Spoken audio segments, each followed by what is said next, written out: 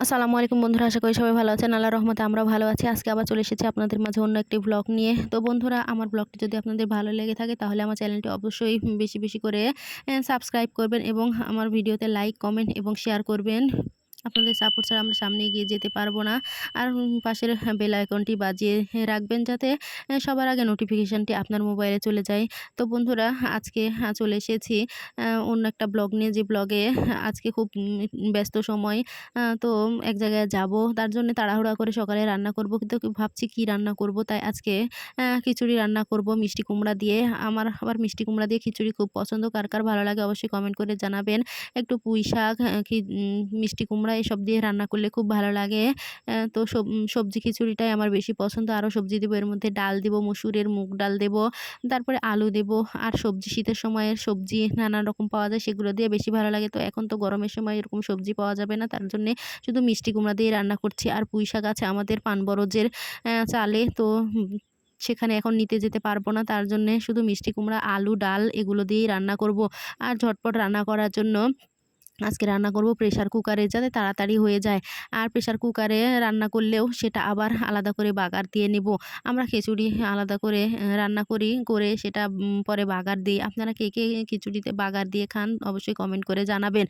তো রান্নার পদ্ধতিটা আপনাদের দেখাতে পারবো না, কারণ আজকে একটু তাড়া আছে। এক জায়গায় যাব, একটু বাজারে যাব, কিছু খুঁটিনাটি জিনিসপত্র কেনার আছে।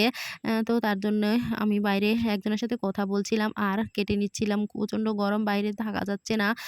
তো আগে বসে থেকে সবকিছু কেটে-কুটে নিয়ে তারপরে রান্না করতে যাব। মসলা বেটে সবকিছু কাটাকুটা করে নিয়ে গেলে রান্না করতে একটু তাড়াতাড়ি হয়ে যায়। তার জন্যে বসে থেকে একটু ঘরের মধ্যে ফ্যান চালিয়ে বসে থেকে কেটে নিচ্ছি সবকিছু নিয়ে। তারপরে সরাসরি চুলাতে চলে যাব। গ্যাসে রান্না করব না, চুলাতে রান্না করব। চুলার রান্না খেতে খুব ভালো লাগে। আর গ্যাসের রান্না কেমন জানি আমার ভালো লাগে না আর খেতে। আম তার জন্য চুলাতেই রান্না করব, প্রেশার কুকারে চুলাতেই রান্না করব। হয়তো বলতে পারেন যে প্রেশার কুকারে চুলাতে রান্না করলে কি কালি হয়? না হয়, তারপরেও মাজলে উঠে যায়। তো আমার চুলাতেই রান্না করতে ভালো লাগে। আর মিষ্টি কুমড়াটা একটু বেশি পরিমাণেই দেব। আমি যদি চাল দেই আধা কেজি, তাহলে পরিমাণে ১ কেজি পরিমাণে মিষ্টি কুমড়া দেব, যাতে খিচুড়িটা শুধু মিষ্টি কুমড়াটাই বোঝা যায়। একটু মিষ্টি, মিষ্টি ঝাল, ঝাল হবে। খেতে খুব ভালো লাগবে। আর যে মিষ্টি কুমড়াটা আঠালো সেটাতে খুব খিচুড়ি ভালো লাগে। এই তো খিচুড়ি রান্না হয়ে গেছে। আমি এখন চলে এসেছি তাড়াহুড়া করে একটু খেয়ে নিব। তো বাসায় কেউ নেই, আমি খাবো, তার জন্যে খাবারটা তুলে নিয়েছি আর সবার জন্য রেখেই দিয়েছি।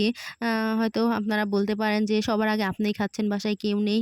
না, নেই, তারা কাজে গেছে, কিন্তু আবার চলেও আসবে। তার জন্য তাদের জন্য আলাদা করে তুলে রেখে দিয়ে তারপরে আমি খাচ্ছি, যেহেতু আমি এক জায়গায় যাব। আর আমাদের বাড়িতে ওইরকম নিয়ম নাই যে আগে খাওয়া যাবে না, আগে ছেলে মানুষ খেতে হবে তারপরে আমরা খাবো। যার যখন ক্ষুধা লাগে সেই তখন খায়। উম উম এটাতে কোনো বাধা নেই, মানা নেই। আমি যখন থেকে এই বাড়িতে এসেছি, বিয়ের পর থেকে আমার শাশুড়ি মা আমাকে কোনো সময় বাধা দেয়নি যে তোমার এখন খাওয়া লাগবে কি পরে খাওয়া লাগবে, আগে ছেলে মানুষ খেতে হবে কি, এটা খাওয়া যাবে না ওটা খাওয়া যাবে না, এগুলো কোনো নিয়ম নেই। আমাকে বলে দিয়েছে আমার শ্বশুর, বলে দিয়েছে আমার শাশুড়ি, বলে দিয়েছে যখন তোমার খেতে ইচ্ছে হবে তখনই তুমি খেতে পারো। এটাতে কোনো নাই। এই তো দেখুন সবার জন্য বেড়ে রেখে দিয়েছি, ঠান্ডা হতে এসে সবাই খাবে। আর আমি খেয়ে নিচ্ছি, এক জায়গায় যাবো যেহেতু তাড়া আছে। তার জন্য একটু তাড়াহুড়া করে খেয়ে নিচ্ছি। খেয়ে নিয়ে তারপরে আবার মেয়েকে রেডি করাতে হবে। আমিও রেডি হব, হয়ে তারপরে যাবো। আর তারপরে আপনাদের ভাইয়া যেহেতু যাবে না, বাইরে গাড়ি নিয়ে যাবো। তো ভ্যান গাড়ি দেখে যাবো। ও একটু সময় নিয়েই বের হবো। আমাদের এখানে আবার গাড়ি পেতে সমস্যা হয়। অন্য গাড়ি তো পাওয়া যায় না। শুধু ভ্যানটাই পাওয়া যায়। মাঝে, মাঝে ২-১ টা অটো পাওয়া যায়। সেই ভ্যান গাড়ি, চার্জার ভ্যান গাড়ি, সেটাতে করেই আমাদের যাতায়াত করতে হয় সব জায়গায়। তো তার জন্য একটু আগেই যাবো, যাতে বেরিয়ে রাস্তায় আর গাড়ির জন্য দাঁড়াতে না হয়। তারপরেও দাঁড়িয়ে থাকলেও গন্তব্যে যাতে সময় মতো পৌঁছতে পারি। গাড়ি পাওয়াটাই এখন রাস্তায় বেরোলে সমস্যা। তো তার জন্য একটু তাড়াহুড়া করে খেয়ে নিচ্ছি। আর আমার মেয়েকে বলছি তুমিও তাড়াহুড়া করে একটু খেয়ে নাও। ও আবার খেতে চায় না, তো খাইয়ে নিতে চাচ্ছিল, জেদ করছিল। বলছিলাম, মা তোমাকে যদি আমি এখন খাইয়ে দিতে লাগি তাহলে আমি আর খেতে পারবো না। তো তার জন্য আমিও খেয়ে নিচ্ছি। তো এই তো এখন চলে এসেছি রেডি হতে। তো তাড়াহুড়া করে এখন বোরকাটা পরে নিয়েছি।